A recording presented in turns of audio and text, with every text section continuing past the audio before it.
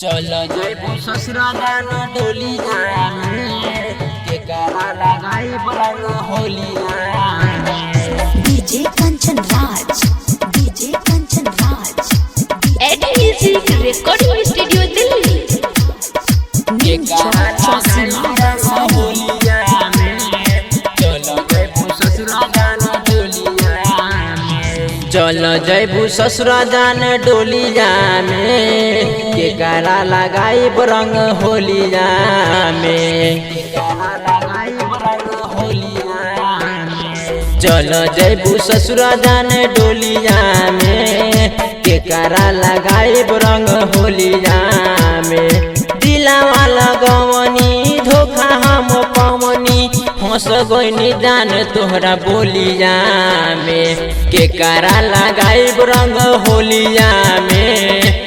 चलो जयपुर ससुरा जाने डोलिया में। चलो जयपुर ससुरा जाने डोलिया में। Music director Kanchan Raj, Neem Chowk Chausima Vaishali.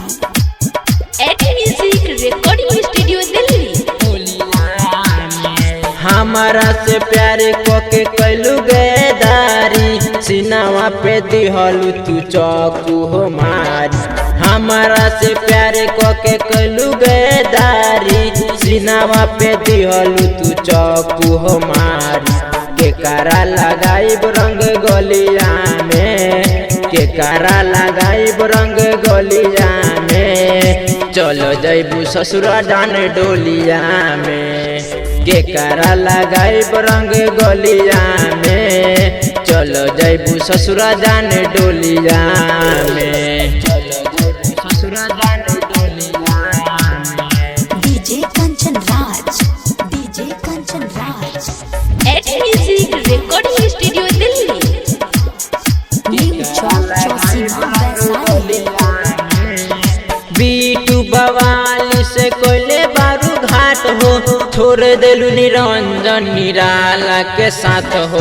बीटू बवाली से कोयले बारू घाट हो छोड़ देलू निरंजन निराला के साथ हो। देखबू न श्री राम के टोलिया में देखबू न श्री राम के टोलिया में। चलो जयबू ससुरा जाने डोलिया में के करा लगाई रंग होलिया में। चलो जयबू ससुरा जाने डोलिया में।